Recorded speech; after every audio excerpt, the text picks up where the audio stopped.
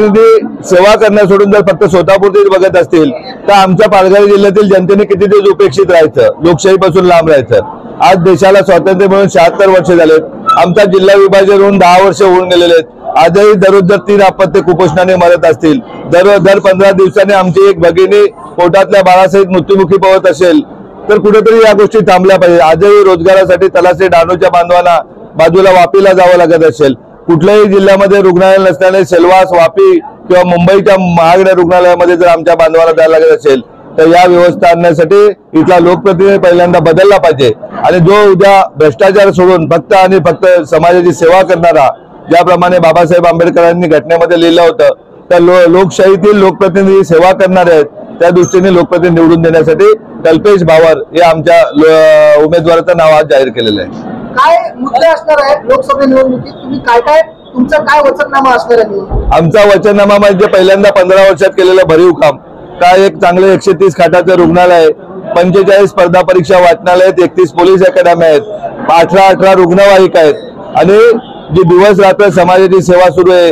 काही इयत्ता 9वी पासून JEE नीट क्लासेस ची सुरुवात करणारी देशातील पहिली आपली CBSE शाळा आहे, जिथं अधिकारी घडले पाहिजेत। आज हजारोच्या संख्येने अधिकारी प्रशासनामध्ये नोकरीला लागलेले आहेत।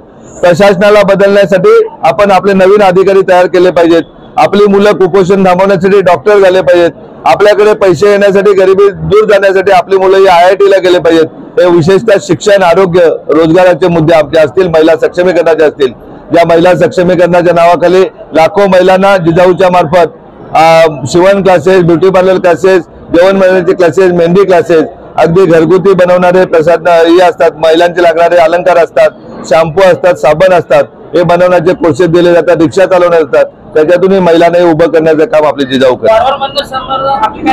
समाजाच्या बरोबर आम्ही असू, समाजाचा विरोध असेल मच्छीमारांचा तर पहिला विरोध आमचाही असेल आणि नुसता दाखवण्यापुरती नसेल तर अगदी हृदयापासून असेल। ज्याप्रमाणे देहरजा धरणाच्या बाबत आदिवासी बांधवांबरोबर आम्ही आहोत, तर अगदी हायकोर्ट, भिवंडी कोर्ट, ठाणा कोर्ट, माननीय राष्ट्रपती महोदय, माननीय आदिवासी विकास आयोग या सर्वांकडे जसे आम्ही तक्रारी करतो, केसेस दाखल केले आहेत, त्याप्रमाणे वाढवणमध्ये जर नागरिकांचा, स्थानिकांचा विरोध असेल तर आम्ही त्यांच्या बरोबर असू। 3 पक्षांचं आव्हान आपल्या समोर, या आव्हानाला आपण कसे सामोरे जाणार? 3 पक्षांचे किती रुग्णालय आहेत, किती शाळा आहेत, या सगळ्या गोष्टी बघाव्यात आणि सर्वच पक्षांचे कार्यकर्ते आमच्या बरोबर आहेत। एवढा आम्हाला नक्कीच विश्वास आहे की ज्यांना जिजाऊचं काम माहिती आहे ते प्रत्येक कार्यकर्ता, प्रत्येक मतदार हा आपल्या बरोबर आहे।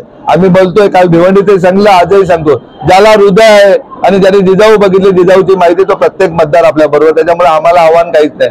आम्हाला थोडंच काय मंत्री होऊन ना कुठे युरिया विकायचं आहे कंपनीमध्ये का कुठल्या कंपनीकडून हप्ते घ्यायचे।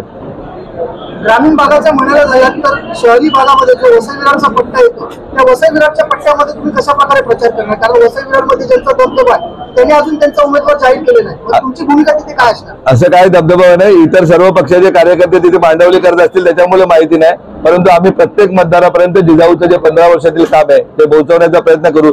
मतदार सुज्ञ आहे, सुशिक्षित आहे, नक्कीच आमच्या बरोबर असेल, आम्हाला खात्री आहे। तर आपण महायुतीच्या विरोधात चालले, त्यामुळे महायुतीच्या अनुषंगाने आपल्याकडे ईडी आणि दुसरी केंद्रीय यंत्रणाचा तुमच्यावर दबाव येऊ शकतो आणि आलाय काय या संदर्भात आपण काय म्हणाल?